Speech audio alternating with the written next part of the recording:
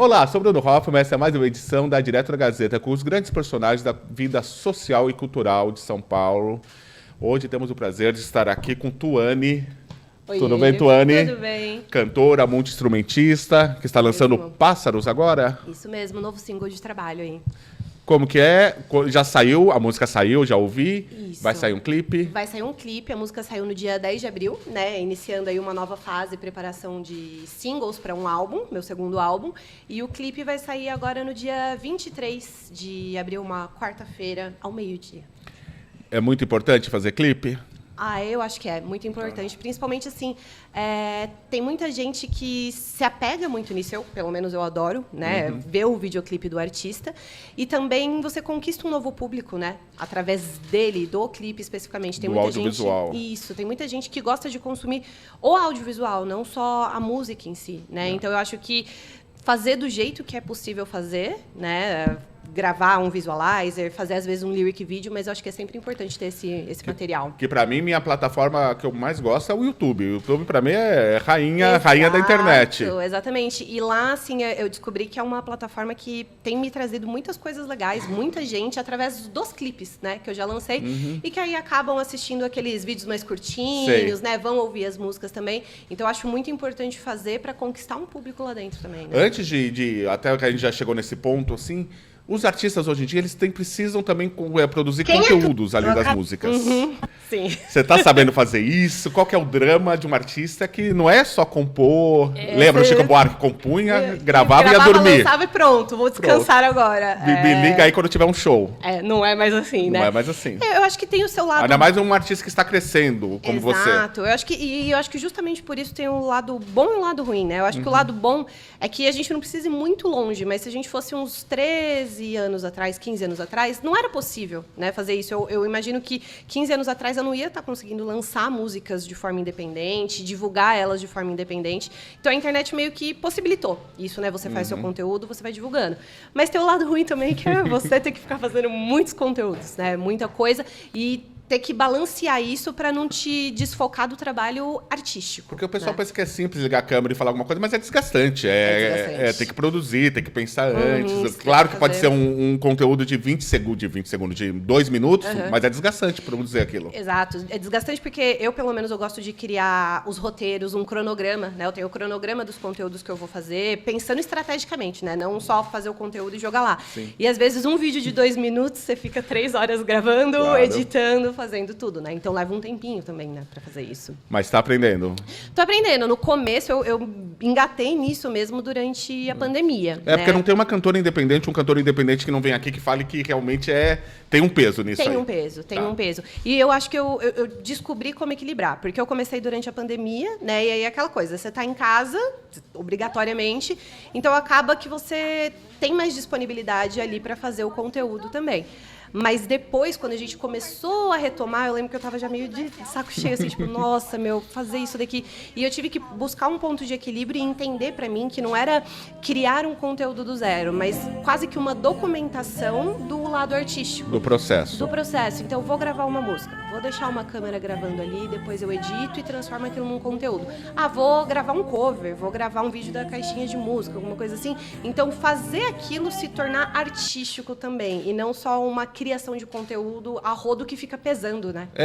Porque tem muitos artistas que fazem quase 2 carreiras, uma como influenciador, uma como artista musical. Exato. Que nada contra, é maravilhoso, né? Mas é muita coisa para uma pessoa só. É muita coisa e eu E acho até que atrapalha o lado artístico. Atrapalha o lado artístico, eu acho que porque são 2 caminhos diferentes, né? E eu cheguei a um momento, assim, acho que por volta de 2021, 2022, que eu tava muito nessa o conteúdo tava sobressaindo o lado artístico. Eu parei e falei, não pode, né? Não é para ser assim, eu faço o conteúdo para divulgar o artístico, não o oposto. E aí eu fui aos poucos, né, entendendo qual que é o tipo de conteúdo que para mim é mais orgânico de produzir, qual que é o tipo de conteúdo que não me deixa estressada, né, que eu não fico ansiosa com aquilo para fazer também. Porque isso gera uma certa ansiedade na gente também, né, muito grande. Acho que a gente carrega isso muito da pandemia, o período que a gente ficou em casa, e trouxe muito também para essa coisa da internet, né? Então é quase que obrigatório você produzir hoje, né? Você tem que produzir conteúdo, você tem que fazer as coisas. Então, achar o ponto de equilíbrio e não largar, né? Não deixar para lá. Porque, infelizmente, ou felizmente, né? Depende do ângulo que você observar, é isso. Hoje, se você não fizer esse conteúdo, se você não fizer essa divulgação, as pessoas não vão conhecer o seu trabalho, né? Para mim, hoje, a internet, a criação do conteúdo, ela é meio que o que eram as revistas antigamente. Né? Que registravam ali. Que registrava, a turnê que uma banda fazia promovendo, né? E fazia turnê, fazia sessão de autógrafos em loja de discos. Então, eu acho que sempre teve isso. Só que agora a gente está num novo formato e a gente tem que se adaptar nisso, né? E você criou um produto, entre aspas, você criou uma trend, um viral, que são as caixinhas de música. As belíssimas caixinhas.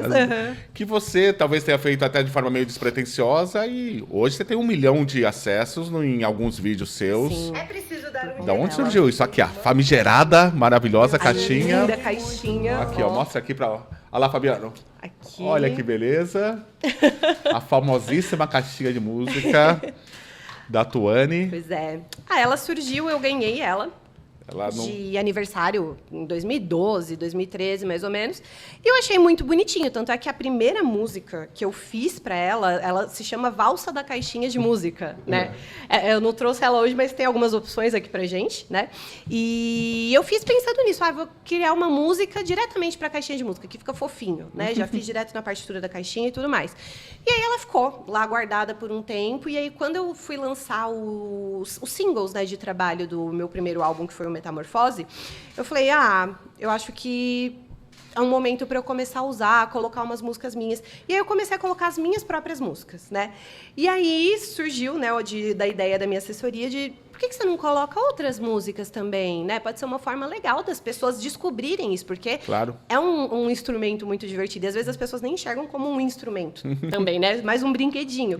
E aí foi quando eu comecei. E a primeira música, assim, que viralizou muito, que deu um salto gigante, foi Flowers, da Miley Cyrus. Miley Cyrus. E aí ela deu um boom gigante, e aí, através disso, as pessoas começaram a assistir os vídeos antigos de caixinha de música, fazer pedidos, né? Tipo, todo dia eu tenho... Você recebe pedido? Todo dia, em todos os vídeos. Às vezes é no clipe... Ela é uma pessoa só, hein, gente? Gente, calma. Por favor.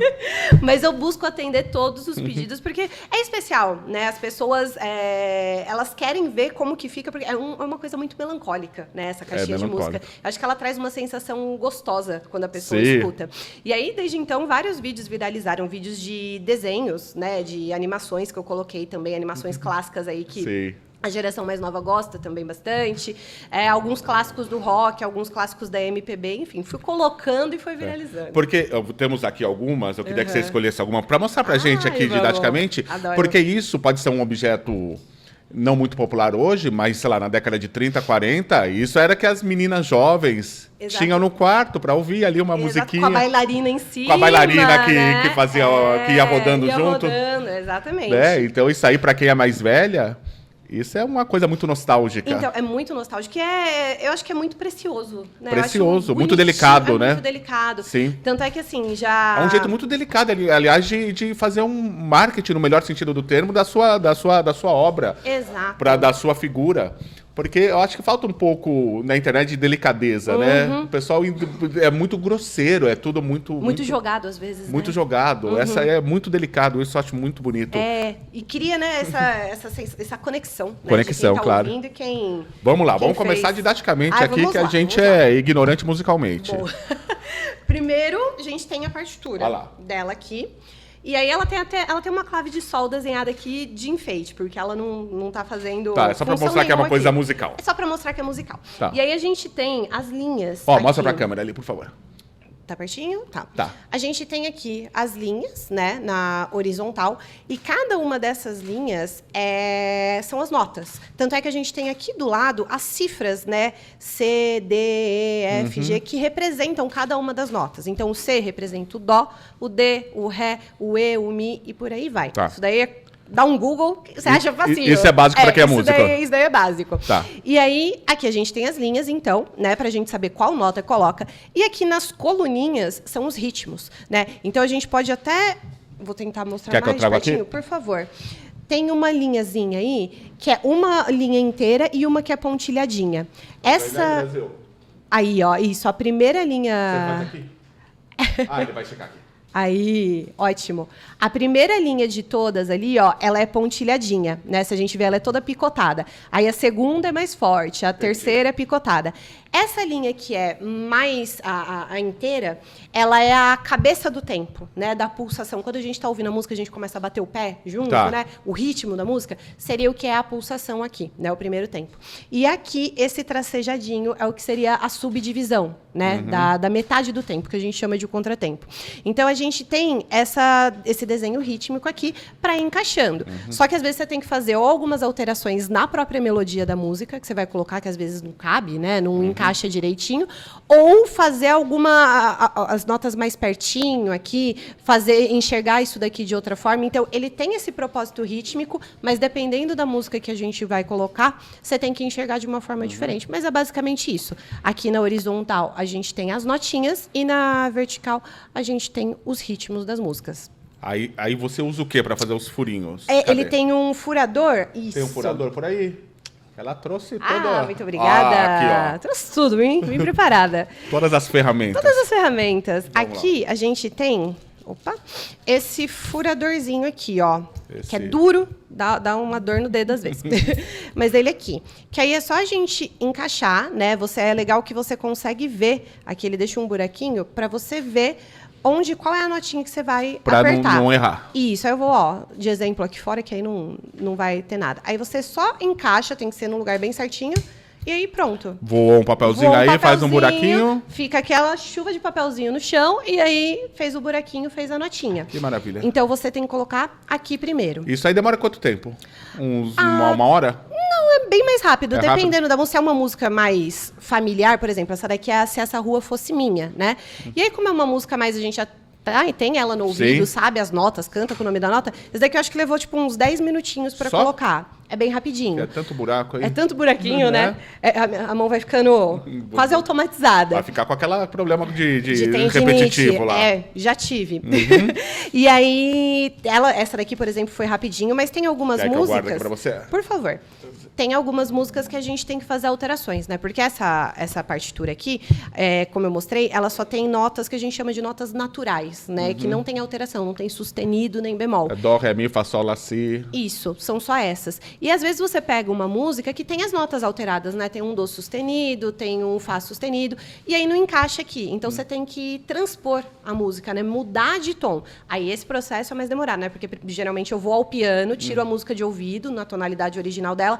Dá para encaixar? Coloco direto aqui. Ah, não dá. Aí tem que fazer a modulação. Aí eu transponho, né? Mudo o tom, decoro ali de novo, né? Como que é, para depois poder colocar aqui na caixinha. Podemos ver isso na prática? Na prática, claro. Aí aqui, ó, a gente tem a caixinha. Coloquei um adesivinho meu. Cadê o adesivo? Ah, aqui, ó, muito fofinho. Aqui. Aí aqui a gente tem, né, a caixinha, ela tá presa, porque essa caixa de madeira, né, o pessoal às vezes acha que isso é a caixinha de música, mas não, ela é só para amplificar o som. Tá. Né, só pra... Ela é que nem fosse aquele buraco do violão lá e a caixa... Isso mesmo, ela é a caixa acústica da caixinha de música. Esse é o termo. Isso. Aí ela tá aqui dentro, eu vou encaixar ela aqui, nesse buraquinho aqui da frente. Tchan, tchan, tchan. Tan, tan, tan. Ó, ela já faz um barulhinho, porque ela passa por uns dentinhos. Só para o pessoal saber, não tem nenhuma bateria aí, nenhuma pilha. Não, é tudo a manivela. Tudo na manivela. Tudo como sua avó fazia. Tudo como sua avó fazia. Já vi uma galera tentando criar motorzinho, né? Essas coisas, mas é mais legal assim, né? E aí... Aqui, né, ela vai passar pelos dentinhos que tem aqui dentro, que é como se fossem umas teclinhas de metal, e conforme essas teclinhas passam aqui por esses buraquinhos, que vai reproduzindo o som, né? Então, vou tentar girar com a mão esquerda aqui, vamos ver.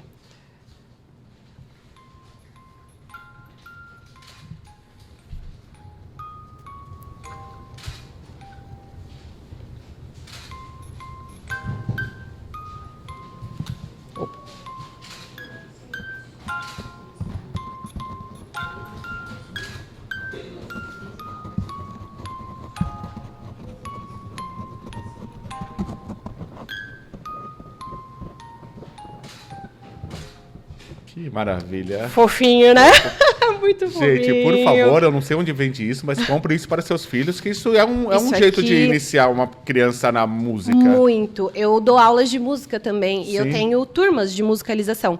E eu levei uma vez para minha turma de musicalização em torno de 8 e 10 anos, e aí eu falei para eles, né, cada um escolher a música que queria. Aí eu fiz a marcação, né, com a caneta aqui na partitura, e eles foram furando. E foi assim, para eles, um evento de, nossa, eu furei aqui. Quer dizer, eu fiz coloquei... uma música acontecer, eu toquei, né? Exato, eles ficaram assim, surtados. Foi muito legal. Que eu sou totalmente, você fala sol, sou, sei lá o que, sustenido. Eu não entendo disso, mas isso é um jeito de uma pessoa que está aprendendo a começar a entender o que é uma nota natural, uma nota... Exato, e criar um gosto, né? Porque é um negócio diferente e que é muito manual, né? Então, você que fez. Então, isso dá um prazer para você também, porque às vezes as pessoas que entendem menos de música parece uma coisa muito... mirabolante. Muito subjetivo, muito mirabolante. Não, é uma coisa prática ali, né? É super prático. É uma coisa quase matemática, isso. assim. A própria leitura de partitura, seja aqui, ou seja, né, a partitura mesmo, clave de sol, clave de fá, ela é muito mais fácil do que a gente imagina, né? Porque tem essa coisa meio mistificada em cima de, nossa, a leitura de partitura é muito difícil. É bem, assim, é matemático, né, o processo. Você falou já que um pessoal pediu já para comprar? Já. Várias encomendas. Você vende? Vendo. Eu vendo elas, né? Demora um pouquinho, né? Claro. Porque como ela é importada, até chegar chego mais rápido, mas demora um pouquinho. E aí eu sempre venho, geralmente, umas 10 folhinhas, né? De Quer música. que eu segure pra você esse papelzinho? Por favor, pra gente não misturar com os outros ali. E aí eu coloco, né? E é legal porque você vê que teve muita gente que já pediu, por exemplo, para fazer pedido de casamento. Né? Teve um moço que ele entrou em contato comigo, ele falou, eu queria muito... Não tem como negar, né? Não tem como negar. Sim. Ele falou, eu queria, né, colocar a música minha e do meu namorado para fazer esse pedido de casamento. E ele deu um jeito ainda, eu encomendei com a caixa, assim, ele deu um jeito de colocar aliança. Aí eu falei, gente, ele me mandou foto, eu falei, que especial, né? Você poder ajudar num momento, assim, que vai ser tão marcante na vida do casal. Essa é a única caixa que você tem? A minha é. Tá. Essa daqui é a única que eu tenho. Onde que se vende? Então, eu sempre encomendo por aquele site AliExpress. Sei. Ela vem de fora. Ela vem de fora. É o único lugar que eu já achei, assim, já procurei. Você nunca achou numa loja em São Paulo? Nunca achei numa loja em São Paulo. Você vê antes de comprar, assim? Nunca vi, assim, artesãos, né, que fazem instrumentos, assim. Nunca vi ninguém fazendo aqui no Brasil também. Sites americanos, América Latina, não acha. O único que eu acho é no AliExpress. E tá cada vez mais difícil de achar. Eu lembro que uns 2 anos atrás, que foi quando viralizou e aí o pessoal começou a encomendar, eu achava com facilidade e o preço era mais acessível também. Tá. Agora, é assim, 2 fornecedores que tem disponível e o preço, né? Sim. Aquela coisa. Famosa regras de mercado. Pois é. Aquela coisa maravilhosa. Mas é o único site, assim, que você consegue achar. E aí tem essa, né, que são com as notas naturais, que eu comentei com você. E tem uma outra que tá difícil de achar também, que ela tem os sustenidos, que ela é mais sofisticada. Ela é mais sofisticada. A partitura dela é mais alta, né, mais larga também. E aí você consegue colocar nota sustenida, nota bemol, e aí não precisa, às vezes, mudar a música de tom, alguma coisa assim, né? Que maravilha, que jeito legal de divulgá-la. E a que mais deu audiência, mais deu acesso foi a da Miley Cyrus. Isso, no Facebook foi a da Miley Cyrus. Engraçado que o Facebook é uma mídia que é considerada para pessoas mais velhas, né? Exato. Que coisa legal, né? Ter viralizado por lá. Eu fiquei muito surpresa, porque assim, porque é um pessoal que o pessoal hoje que vai pra internet meio esquece o Facebook, Exato, né? Não existe, né? Não Quase existe isso, mais. Não existe. Sim. E aí eu fiz e coloquei lá. E aí eu coloquei no primeiro dia, deu um número padrão de visualização. Falei, legal, as pessoas gostando. E aí, do nada, mesmo assim, tipo, de uma hora para outra, eu comecei a receber muita notificação. Porque eu vejo que as suas redes são muito orgânicas. Elas são bem orgânicas, assim, é bem legal. E aí é até engraçado, né, de você analisar, porque, por exemplo, no Facebook viralizou o da Miley Cyrus. No TikTok foi um da música da Lana Del Rey, que foi o que mais bateu views, assim. E aí, já no YouTube, por exemplo, quando eu coloco música, ou alguns clássicos do rock, como, por exemplo, eu já coloquei a Smells Like Teen Spirit, do Nirvana, e ela deu, assim, muitas visualizações também, ou de desenhos, né? Então, quando eu coloco, por exemplo, alguma coisa do Estúdio Ghibli, alguma coisa do Cartoon Network, o pessoal gosta bastante também. Sim. Então, você vê que cada rede acaba tendo um padrãozinho, né? Uma característica. Isso é bem legal de observar. Legal. E por falar em instrumento, você é multi-instrumentista? Sim. Como começou? Comecei mesmo com flauta doce. Você é muito jovem ainda, tem quantos anos? 28? 28. Então eu comecei ali por volta dos 6, 7 anos na escola, né? Aquela musicalização lá em Santo André. Que a gente tem lá em Santo André. E eu comecei com uma musicalização infantil que a gente usava flauta doce, só que era uma musicalização muito legal, porque a professora ela era bem assim teórica e metódica, né? Então eu lembro que ela ensinou a gente a ler partitura, ensinava a gente a tocar flauta direitinho, não era tipo, faz aí, tá tudo certo, né? O que der, deu. Era bem legal. Então eu comecei com a flauta doce, né? E gostava de fazer as apresentações e tudo mais. Aí, aos 10 anos, mais ou menos, eu enchi o saco dos meus pais para eles me colocarem na aula de violão, né? Eu peguei um violão emprestado com um tio meu que começou a fazer aula e não foi para frente. E aí comecei a fazer, né, as aulas de violão, de guitarra logo em seguida, né? Porque aquela coisa, não, rock and roll, quero tocar guitarra, não quero tocar violão. Desisti quando chegou na parte das pestanas, né? De violão, de guitarra, que aquele você tem que apertar. Que fica numa reta só ali. Eu falei, não, acho que não é esse instrumento que eu quero, não sei o quê. Continuei tocando em casa, estudando, mas aí eu comecei a fazer aulas de piano, né? Numa escola de música de bairro mesmo, que é pertinho da minha casa, né? E aí, aos 13 para 14 anos, o meu professor dessa escola começou a me preparar para prestar a prova do Conservatório da Fundação das Artes, né? Que fica em São Caetano. E aí, na Fundação, eu comecei, né, a fazer toda essa preparação. E eu entrei na fundação, eu tinha 15 para 16 anos, mais ou menos, foi em 2012. Que aí já é um ensino formal de alta qualidade. Isso, é um ensino, é o único conservatório do Brasil que é reconhecido pelo MEC, né? Então eu sou técnica profissionalizante em piano popular, que foi o curso que eu fiz lá. Piano popular, música, teoria, um monte de coisa. E é assim, é quase que a carga horária de uma graduação, né? Só que você começa... Você fez uma faculdade praticamente. É uma faculdade praticamente, porque... tinham professores que davam aula lá, que davam aulas em universidades, em pós-graduações também. E o que conversando, né, a maior parte das pessoas do meu convívio, assim, 90% são músicos. E conversando com os amigos que fizeram graduação, tudo mais, e fizeram o conservatório também, falam, né, que, olha, é muito legal pelo instrumento, pela aula de instrumento, mas a parte teórica é muito parecido com o que a gente aprende dentro dos conservatórios, né? Então, lá na fundação, por semana, eu tinha 4 aulas de teoria, né, de matérias que iam mudando ao longo dos anos, mas era basicamente rítmica, percepção, história da música, contraponto, harmonia, canto coral, né, tinham essas aulas. Tinham as aulas de prática em conjunto, então, por exemplo...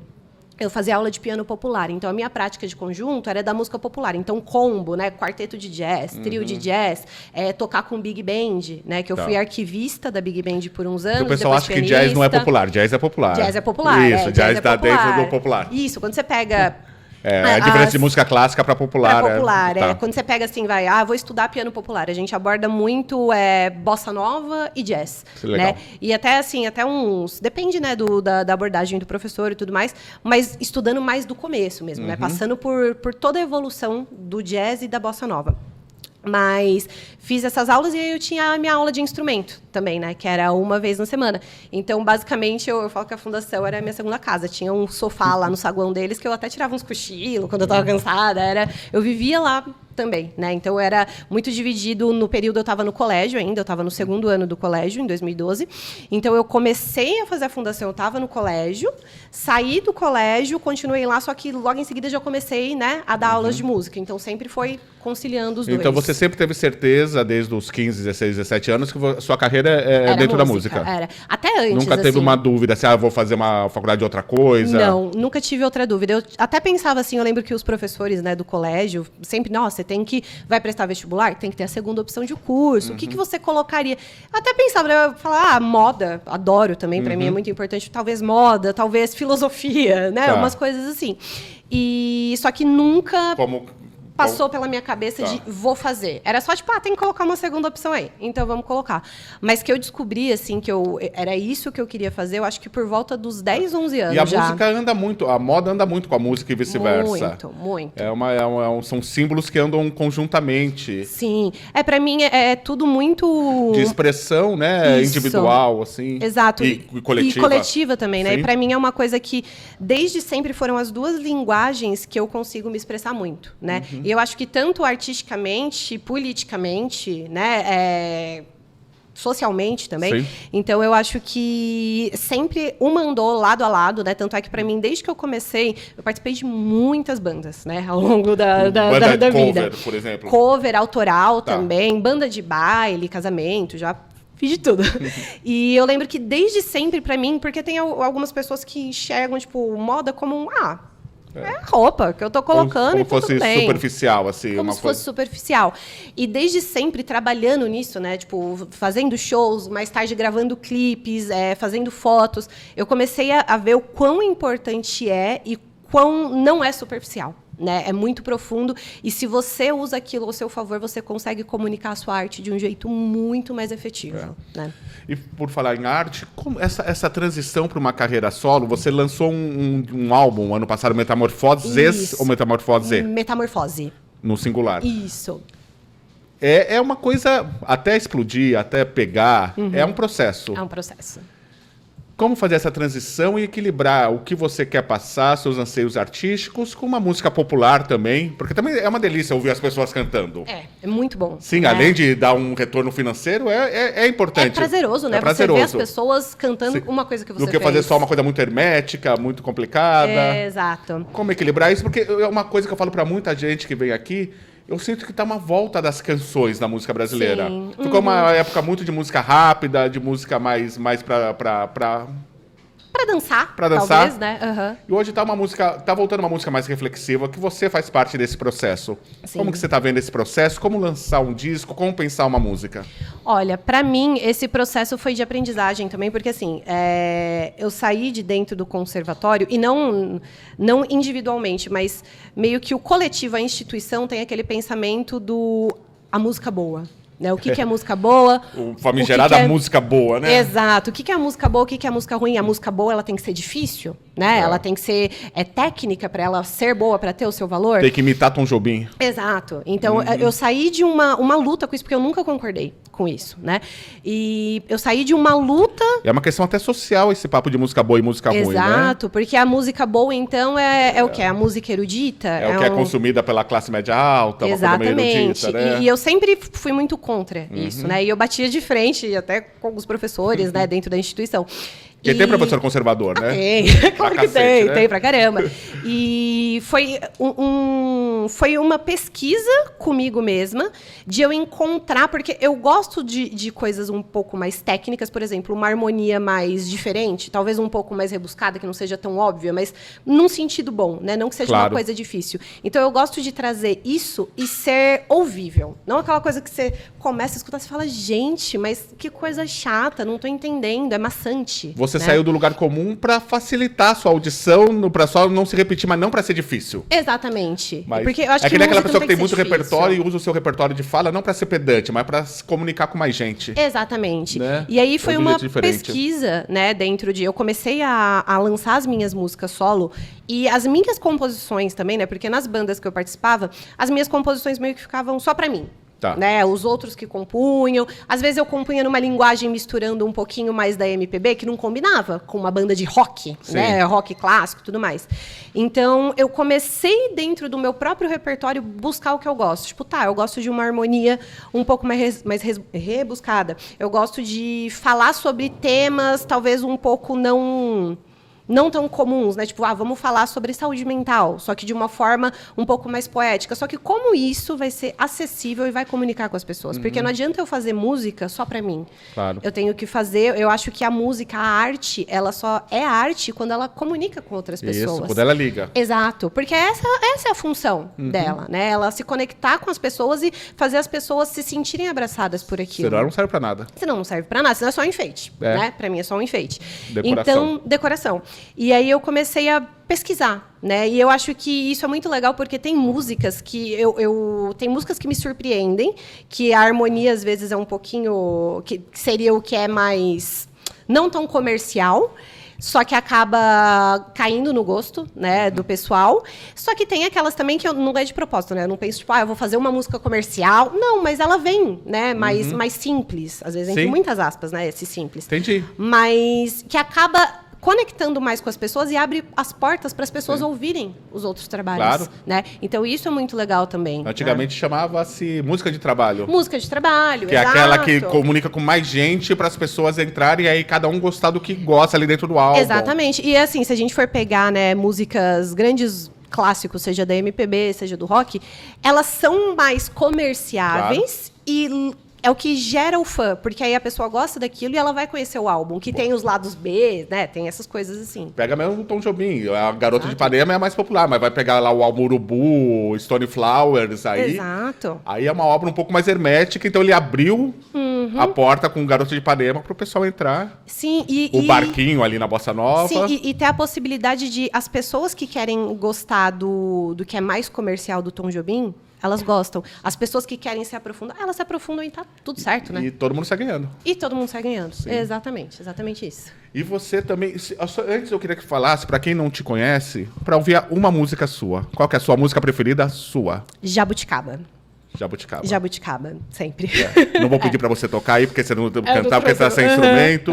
E vocês levam a sério isso de cantar com preparo. Mas essa é a sua preferida. É minha preferida e eu acho que é a que resume você melhor compôs meu letra trabalho. e música? Sim, eu compus a letra e a música... Todas as minhas músicas, assim, basicamente, eu que componho a letra e a harmonia. Eu tenho um parceiro de composição, que é o Pedro Tiepolo, que a gente sempre se reúne para compor coisas, e aí eu lanço, ele lança, a gente vê se outra pessoa quer. Então, tem alguns trabalhos meus que a gente assina junto também. E tem música sua com outros cantores? Não. Tá, ainda não. Tem, ainda não. Tem alguns que eu fico, nossa, queria muito fazer, mas não rolou ainda. Tá, mas não, você é uma porta aberta para isso também. Nossa, muito. Eu acho que isso é legal porque só soma, né, pros dois lados. Eu trouxe aqui o Lucas Carlos, cantor de rap, hip hop, rhythm and blues, que ele falou que ele adora fazer música para os outros, porque além de, às vezes, explode e dar dinheiro, pô, é gostoso compor ali conjunto, pensando numa outra pessoa, pensando numa outra personalidade, no que vai encaixar. E tem muitas vezes que... Comigo acontece muito isso, por exemplo. Você escreve uma música e você fala, eu adorei isso aqui, eu amei, mas não tem a ver com a Tuane artista, com esse momento seu. Com esse momento. E aí você fala, nossa, deixar guardada? De jeito nenhum. Passa pra frente. Né? Eu acho isso muito legal. Porque às vezes você compõe pensando em você, no seu momento de carreira, às vezes você compõe porque você compôs. Porque você compôs, alguma ideia, alguma coisa assim que surgiu. Né? Sim.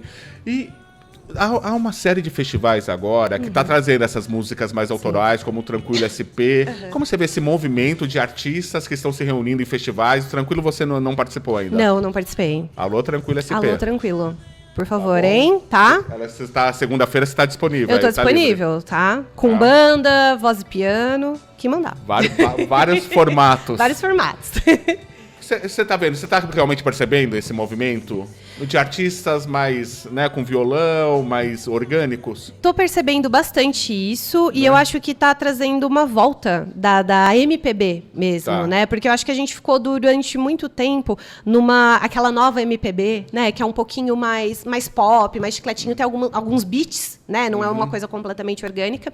E eu acho que esses movimentos, esses festivais estão trazendo muito isso à tona. E tantos festivais, apresentações como Tranquilo, a Casa de Música Bona também, Bona, né, maravilhosa. Que dá muito espaço para isso. Acho que o Douglas Germano vai cantar esses dias lá. Sim, e eu acho que é legal porque isso que eu acho muito interessante, porque às vezes você vê lá no Tranquilo, acho que foi no começo do ano ou no final do ano que teve Nando Reis. Aí você fala, meu Deus, Tranquilo trouxe Nando Reis. E ao mesmo tempo traz um artista emergente que você não conhece e você vai conhecer e vai começar a admirar.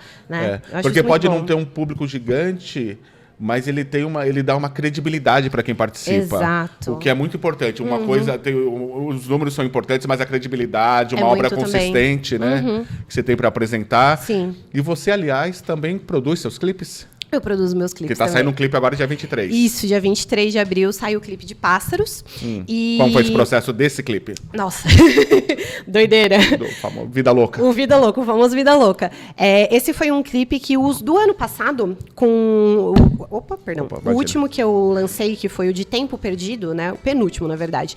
Eu fiz com uma amiga queridíssima minha, que é videomaker, que é a Camila Sanches, que ela tá quando ela estava aqui no Brasil, né? Ela tá fora estudando. E quando ela estava aqui, ela é desse meio do indie, do MPB, ela produz clipes, fotos de um monte de gente, assim, que tá ficando conhecido na cena, né? E... Olha aí, ó. Tempo Perdido foi produção dela, da Camila, maravilhosa. A gente fez todos os trabalhos de... Esse daí a gente fez juntas, Bonito, né? De Tempo Perdido. E do meu EP anterior, que é o Chevy Marfim, todos os áudios visuais e fotos eu fiz com ela também, né? Então a gente... E é legal porque a gente se entende muito bem, né? Além da gente ser amigas, a gente tem uma linguagem de trabalho que funciona muito bem. Eu acho que isso é importante quando a gente vai fazer uma coisa assim pra ficar confortável, né? E você transmitir o que você quer ali na imagem. Então eu fiz com ela esses, né? E o de Pássaros, que é o que eu tenho feito no último ano também, né? E agora, eu tô botando a mão na massa, né? Eu escrevo o roteiro, penso no figurino, né? O que eu quero no figurino também, no espaço, cenário, objetos de cena, o que eu quero colocar ali. Muitas coisas eu mesma faço, né? Por exemplo, no clipe de Pássaros eu fiz um mobile de tsurus, né? Que é aquele origami. O origami, o papel ali. Isso, exato. Então eu fiz com vários ali. Eu falei, não, eu tenho que fazer esse negócio, né? Você tem 5 talentos assim? Eu não tenho nenhum. Olha, o tsuru eu fiquei demorando muito para aprender, mas eu falei, Deus. eu tenho que aprender esse negócio, senão não vai dar certo, eu tenho que fazer. Então, Aí, ó. bora. A gente que tem um talento e meio no máximo, você faz isso Tem também. que botar Você a que mão na fez. massa. Eu que fiz. Olha lá, que maravilha. Ó, os passarinhos super fofos. Oh, meu Deus do Aí céu. eu aprendi a fazer eles, né, pra fazer aí no clipe. E eles são muito fofinhos, gente. Eu amei fazer isso daí. Aí eu fiz o vídeo, né, mostrando como que faz também. Você ensina lá, ó. Ensinando. Se você quiser impressionar seus amigos, ó. Suas Faça um amigas. tsuru, desde presente, com uma mensagem fofinha dentro. Perfeitamente. E aí, né, o clipe de Pássaros eu gravei no último domingo, que foi dia 13, Um dia eu só. acho, um dia só. E aí, assim, eu tenho os últimos clipes que eu gravei com o celular mesmo. E eu tenho uma câmera, uma Sony Alpha, que eu comprei usada durante a pandemia, naquela coisa. Preciso gravar vídeos pra internet? Vou comprar essa Vamos comprar um negócio câmera. pra ser um vídeo mais bem feito, assim, Exato. uma câmera melhor. Comprei ela, só que usada, ela já tava meio ali capengando. E aí ela meio que morreu. Aí eu, no sábado, eu falei, vamos dar uma chance, vamos ver se ela vai funcionar. E ela funcionou, ela reviveu. Eu falei, ela reviveu para esse clipe. Peguei ela, né, o meu namorado, que sempre me ajuda muito, tudo que eu preciso. Assim, ele é o baterista que grava todas as minhas Qual músicas. o nome dele? Marcelo. Ele grava todas as músicas, ele que faz os shows comigo também, né, na bateria sempre. E sempre que eu preciso, tenho que fazer uma foto, tenho que gravar um conteúdo assim, eu falo pra ele, bora, vamos lá. E ele me apoia muito, né? Grande Marcelo. Grande Marcelo, querido. E ele pegou comigo, né? E a gente foi num parque lá em Santo André, o Parque Central, que é um parque grande, e tem uma área lá que é mais fechada, assim, né? Tá. Bastante grama alta, uma coisa bem bucólica. Bem bucólica, e traz essa sensação meio de fadinha, né? Meio mística. Eu falei, vai ser aqui. A gente pegou a câmera, né? Eu escrevi o roteiro e eu ia falando pra ele, tem que fazer assim com a câmera, agora a gente faz desse jeito, agora eu preciso que você faça essa movimentação, não sei o quê. E a gente foi gravando todas as cenas, cheguei em casa, né, cansadíssima, deixei pra lá da edição, falei, vou editar depois, até pra você, né, tá descansado enquanto tá fazendo isso. E na madrugada, agora, de terça pra quarta-feira, que eu baixei tudo, aí eu falei, não, vou só baixar, né, tirar da câmera, os vídeos, tudo. Aí na empolgação, quando eu vi, já era 3 horas da manhã, eu falei, olha, terminei de editar o clipe. O mínimo que tem que fazer é todo mundo assistir. Exatamente. Gostou do resultado? Adorei. Eu acho que foi legal. um dos meus favoritos de todos os que eu já fiz, assim. Que maravilha. Porque às vezes a gente fica muito, nossa, eu fiz caseiro, né? Porque é uma coisa caseira Claro. mesmo, né? Não tem a qualidade de uma câmera profissional e Claro. tudo mais. De um estúdio, 10 técnicos em volta. Exato, iluminação. É a luz do dia, né? Foi isso. Iluminação é o sol. Exato, iluminação é o sol. E eu acho que, e isso é uma coisa que eu sempre busco falar pro pessoal quando eu vou fazer o vídeo, né? Falando como que eu gravei o clipe, não sei o quê. Que eu acho que uma boa ideia, ela supre a falta de recursos, às vezes. Se você fizer um roteiro legal, na edição, eu editei por aquele aplicativo CapCut. Sei. Todo mundo usa aí. Sei. Falei, não, vai dar certo, vou sincronizar tudo certinho, vou usar os efeitos que tem aqui, de edição, de coloração, não sei o quê. Eu acho que dá para você fazer uma coisa com os recursos que você tem, né? E sem dúvida, foi um dos meus favoritos que eu já fiz até agora. E só pra fechar, queria que você citasse 5 nomes da música brasileira e 5 da música internacional que você gosta bastante. Nem que te influenciaram, mas que você gosta. Que eu gosto bastante. Brasileira, vamos lá. Primeira é a banda Pluma. sei se você já ouviu falar. É Não uma conheço. banda relativamente nova do cenário indie paulista, assim, gosto bastante. Eles tocaram no último Lollapalooza, adoro eles. Tem o Saudade também, que é o projeto do Saulo, que mistura muito brasilidades com o indie, acho sensacional. Legal. Para mim, ela é a maior diva da música brasileira, Marisa Monte. É uma das minhas maiores inspirações. Marisa, quero um feat com você. Nunca pediu nada? Nunca pedi nada, por favor. Então, Marisa Monte. Chico Buarque, que é o meu compositor favorito, né? Uma das minhas maiores inspirações também. E deixa eu ver, algo novo também. Ana Frango Elétrico. Tá, que tá muito... Acho sensacional. Tá num crescimento muito Tá num muito crescimento bacana, muito legal e eu acho que ela tá fazendo muito bem essa coisa que a gente comentou da música mais comercial, mais palatável, com uma música um pouquinho mais elaborada, né? Eu acho que ela tá fazendo uma Esse mistura equilíbrio. muito legal, um equilíbrio muito bom, então eu gosto bastante também. E internacional? Internacional, vamos lá. Lana Del Rey, que pra mim é uma das maiores que tem.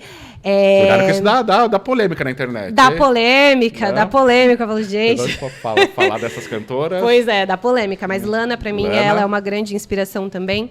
Tem uma banda chamada Rain, que são 3 irmãs, que eu adoro também, acho que elas misturam um rock pop muito bacana. Clássicos, Led Zeppelin, minha banda de rock favorita, Número assim, 1. da vida, número 1. Deixa eu ver o que mais. Tô pensando as últimas coisas que eu... É legal que você tá trazendo muita escutando. coisa nova, né? Então eu tô buscando aqui, eu tô numa de fazer uma lista de vários álbuns que eu tô escutando e eu tô tentando buscar isso. Bad Bunny, o último álbum dele, o Debí Tirar Umas Fotos, que me surpreendeu muito, assim, na música latina. E uma última banda... Ai, meu Deus. Eu acho que de rock também, The Warning. Que eu acho que são umas meninas que estão fazendo muito legal essa coisa também de Tem trazer muita um mulher rock aí também, né? Muita mulher fazendo coisa muito legal. Muito legal Que mesmo. legal. Tuane, eu acho que é isso. O que a gente esqueceu de falar? Eu acho que nada. Shows agora não tem nenhum em vista, né? Tô com agenda para o segundo semestre agora para a gente poder trabalhar, né? As músicas que estão sendo lançadas também. Tem o lançamento, dia 23 de abril, ao meio-dia, no meu canal do YouTube, do Clipe de Pássaros. Como que é? Eu acho que o Fabiano já mostrou. Acho que é Tuany, T-U-A-N-Y, Music com 2 Cs. Isso, tá em todas as redes, é assim, né? Então, TikTok, Instagram, Facebook, tudo por aí. Pô. Uma legal ver o feed assim, né? Adoro. Muito, e é muito bem feito, muito bem iluminado, né? Muito obrigada. Você fabrica seus vídeos. A estética é muito boa. A estética. Eu quero agradecer demais sua presença. Muito obrigada, Bruno. E para você que quer saber mais sobre essa grande entrevista e outras entrevistas com nomes importantes da música brasileira, esse ano já entrevistamos a Bia Duarte, entrevistamos a Tchela, muita gente do rap nacional, o Rincon, o Sapiência, o Max B.O., o Benegão e tantos mais, Fábio Braza. Acesse gazetasp.com.br ou entre em nossas redes sociais. Obrigado de novo. Obrigada, Bruno, eu que agradeço. Tchau.